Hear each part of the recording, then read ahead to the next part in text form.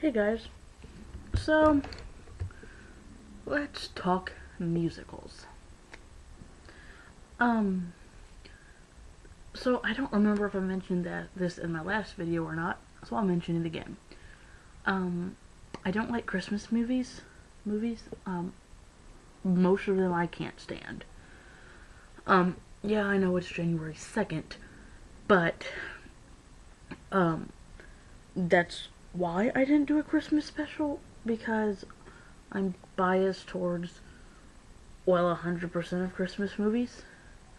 I mean, okay, I haven't seen every Christmas movie ever made, nor do I ever want to, but I hate the ones I have seen. Specifically, A Christmas Story. Yeah, I'm probably going to get a lot of hate for that, but I don't like that film at all. It is boring as hell, and the story is not even that good. Okay, moving on. So let's talk musicals. My cousins they got in town on, the 30th, so day before New Year's Eve, because they couldn't make it for Christmas. Um, so we were hanging out yesterday and whatnot, and my grandma, because we were at her house, had uh, uh, Andrew Lloyd Webber and Tim Rice's Joseph and the Amazing Technicolor Dreamcoat on DVD. Now, I love the film, or I've loved the film since I was a kid. Um, and I've seen 2 or 3 stage productions. So, and then my older cousin knew the soundtrack, but had never seen the Andrew Lloyd Webber version, and my younger cousin, who's 11, just couldn't care less. Anyway, so we sat and watched it. Ignoring the irony that Donny Osmond's a Mormon. It is a very good production of Joseph. Although I did find out it was direct to DVD, or VHS at the time. And that doesn't surprise me. I just never really thought about it until I was looking it up for something. So it came out in, I believe, 99, and it stars Donny Osmond as Joseph, Maria Fieldman, sure, as the narrator, and Joan Collins as Potiphar's wife. And a bunch of other people that really don't matter. The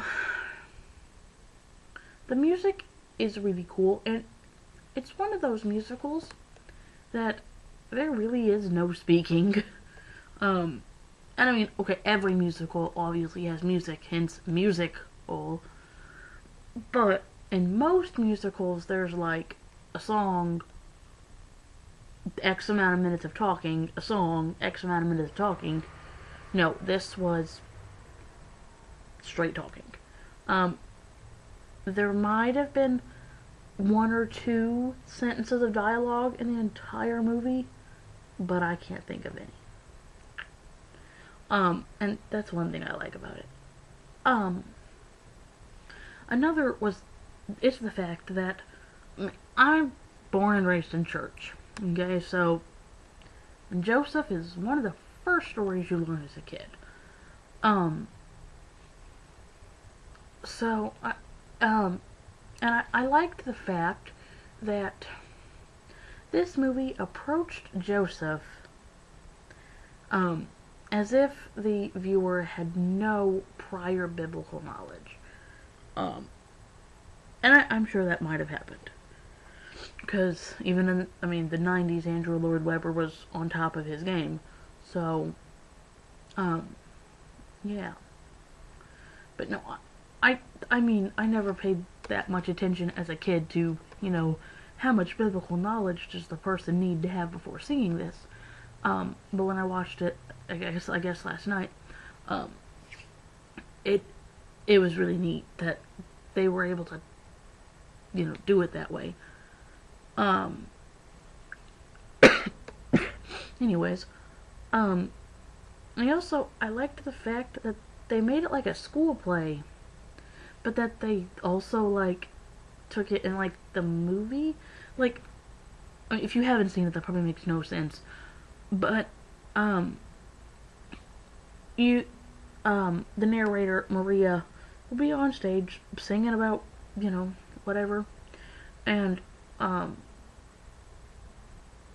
like it would start out like just a normal like set like on a school play, and then it would kind of morph into what you would see in a normal movie. So that was cool. Um, yeah. Um, so I would say that um,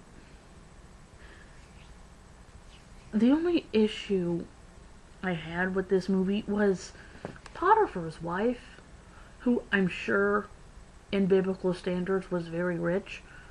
I don't think that it ever says how rich, because who cares? But her costume was, I don't know any, like, you can look it up. Look up Joan Collins and Joseph, and you can find her costume. Um, I don't think anyone liked it. At least not anyone I've talked to.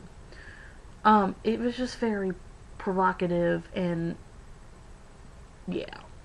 Um, and they made Egypt look like Vegas, which that was kind of cool. Um, I mean, usually in most stage productions, Pharaoh will come out like descending like from some steps, and he'll actually be Elvis. Um, and that's the case in Donny Osmond's version too. But I saw one stage production at I don't know, not really a local university, but it's like 40 minutes from here. Um, Pharaoh came out, did the Elvis thing, but he, instead of like descending stairs, he came out on a Segway because it's Vegas, and everybody in Vegas needs a Segway. I don't know. That was really neat. And I like Segways were not invented in biblical Egypt. That I think we all know that. But I like how they changed it without really changing it. You know. Um so I would say my favorite song is Close Every Door, or it's either Close Every Door or Close Every Door to Me. It's the one Joseph sings in prison after he's caught with Potiphar's wife.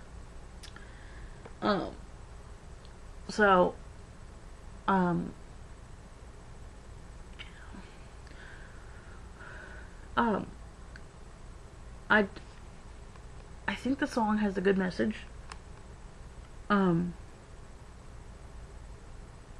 it's basically saying, even if I'm in total darkness, aka a jail cell, that I will get out of this because I have faith. And so Donny Osmond does a great portrayal or version, sorry, of that song. So that's cool. I don't really think I have a least favorite song. I mean, they're all really good because Tim Rice is an amazing lyricist. I don't know, he wrote the Andrew Lloyd Webber wrote the music, and then Tim Rice did the lyrics. So, but yeah, I mean, I think it got 85% on Rotten Tomatoes, and most direct to VHS don't get near that high. So, go for it, even if you have no biblical knowledge. And, yeah, I don't know what we're reviewing next. I've got to go through my list. But I'll catch you on the flip side.